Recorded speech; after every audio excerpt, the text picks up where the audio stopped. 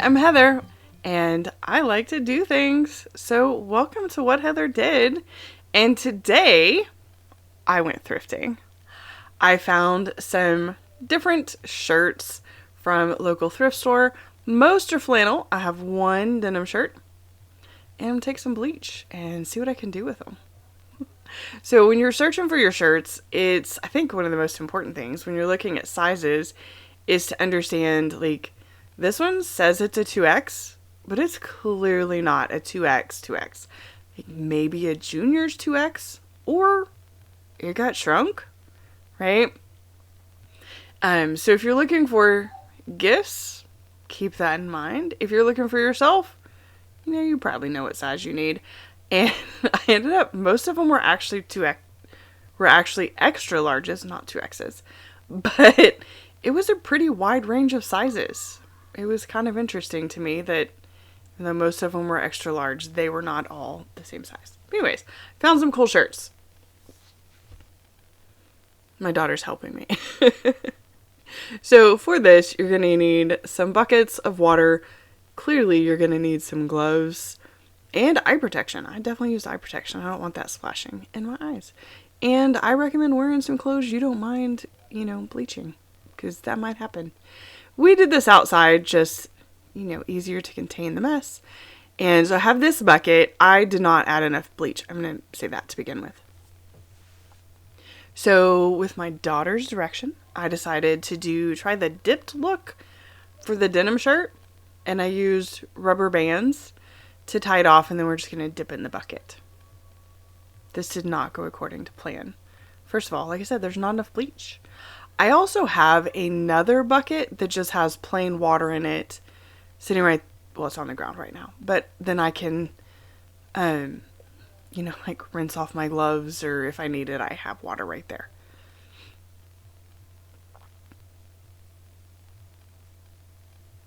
And then we just dipped the shirt in. Now, for this, I don't think it would not have mattered for the denim shirt. But you do want to make sure that if you put your hands in the bleach water, you don't touch anything you don't want to bleach. So for this one, we just laid it out and took a measuring cup and poured bleach water in random places. Also, I don't know if you can hear in the background, my daughter's, I don't know if she's singing or just yelling really loud. She's on the other side of the house. And this was all under my daughter's direction. Also, this was a windy day. Going back, I probably would have picked a non-windy day, except there really aren't any non-windy days where I live. It's always windy.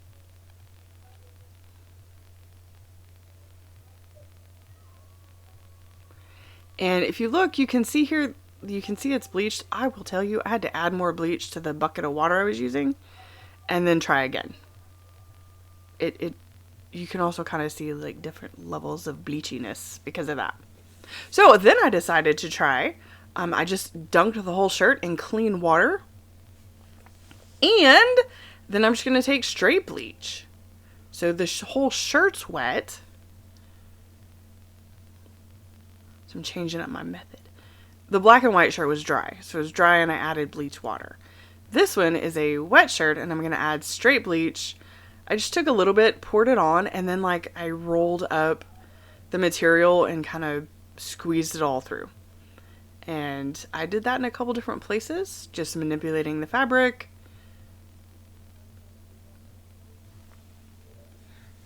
And just gave it a good squeeze.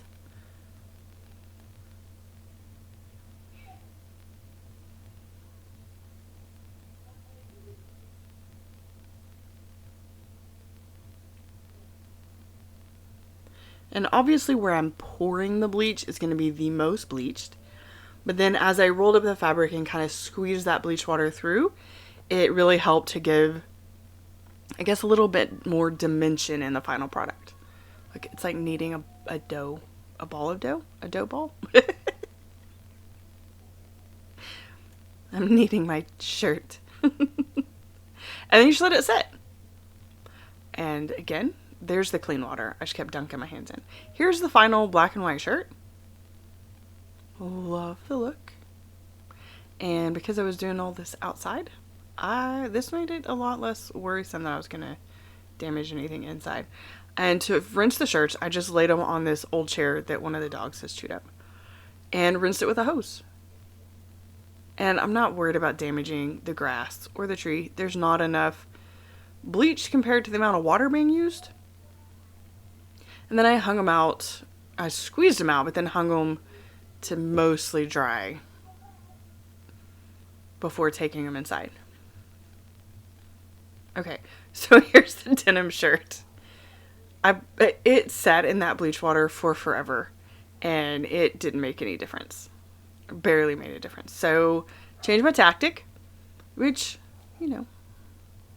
I have never intentionally bleached denim. I've only ever done it accidentally.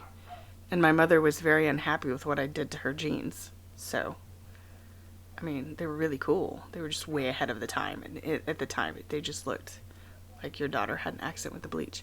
So what I did was I just poured the bleach on these areas and then kind of squeezed it through. And I left the rubber bands on, hoping it would be kind of, just not straight bleach, but a little bit of dimension there.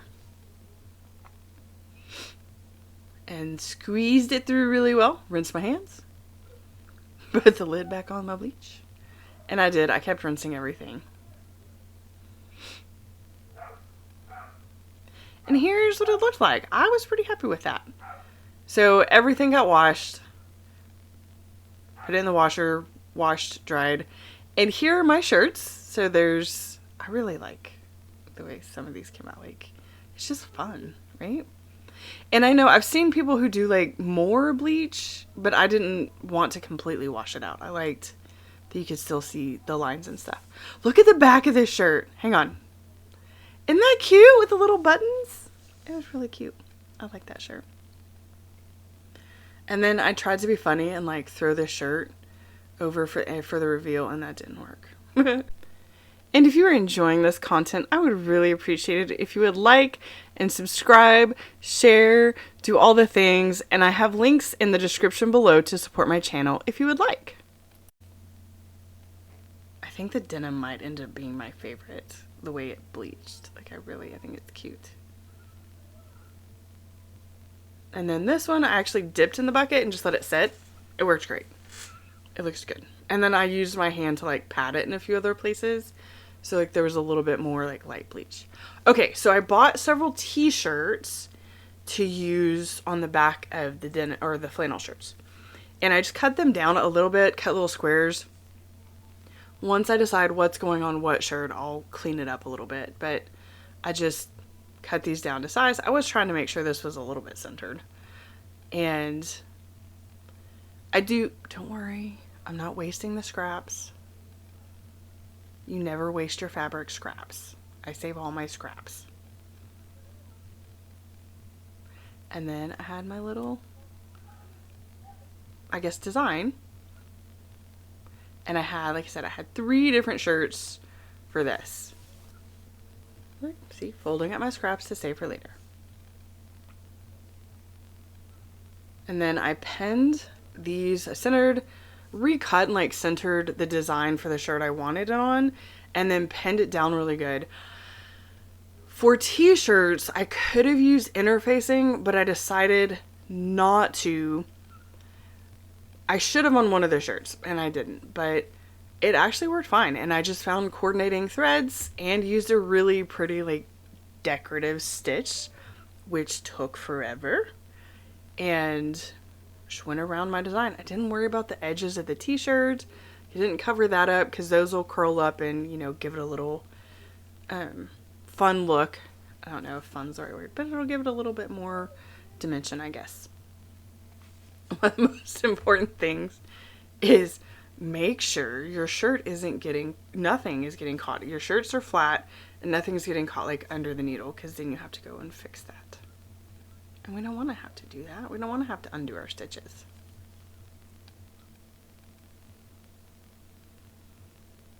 And because I was using a decorative stitch, it does take longer, even if your needle is going pretty fast. It took longer. But it's okay. I think it took like 20 minutes per shirt to stitch the design on. And I was okay with that because I wanted to use the fun decorative stitch with coordinating thread. I didn't want just a straight stitch.